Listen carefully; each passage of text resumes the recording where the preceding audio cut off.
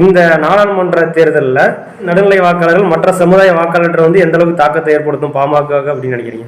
இப்போ மேட்டூர் தொகுதியில் நான் 3 ஆண்டு காலம் மருத்துவர் ஐயா எனக்கு வாய்ப்பு கொடுத்து நான் கடும் போட்டியில் வெற்றி பெற்றவன். ஒரு நாள் பாக்கி இல்லாமல் தொகுதியை சுற்றி மக்களுக்கு என்ன தேவை என்று அறிந்து அதை நான் செய்திருக்கின்றேன்.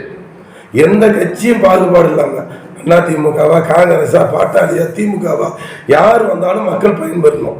அந்த திட்டத்தில் மேட்டூர் தொகுதி மக்கள் நடுநிலையாளர்கள் மகிழ்ச்சியா இருக்கின்றார்கள். லஞ்சமா மேட்டூர்ல இல்லை, ரவுடித்தனமா இல்லை, கட்ட பஞ்சாயத்தா இல்லை. ஆகவே அமைதி பூங்காவாக மேட்டூர் மக்கள் அழகாக வாழ்கிறார்கள்.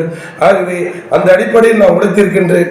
மேட்டூர் தொகுதி 3 ஆண்டு காலமாக நான் பத்திரமாக என் வீடு மாதிரி என் தொகுதி மக்களை பார்த்திருக்கின்றேன். அந்த மக்கள் அனைவருக்கும் இது தெரியும்.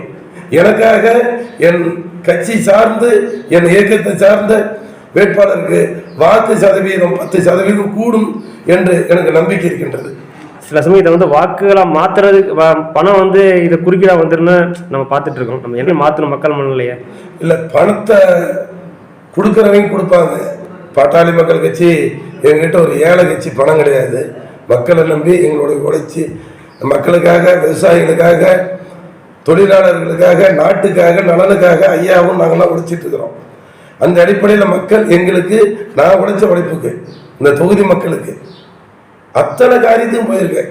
பணத்தை பெற்றாலும் நாங்கள் பணம் கொடுக்கலாலும் வாக்கு மேட்டூர் சட்டமன்ற உறுப்பினர் யாருக்கு சொல்லுகிறார்களோ, ஐயா யாருக்கு சொல்லியிருக்கிறார்களோ அவருக்கு உணவும் எனக்கு உறுதுணையாக இருப்பார்கள். அந்த நம்பிக்கை என் தொகுதி மக்கள் மேலே எனக்கு இருக்கின்றது.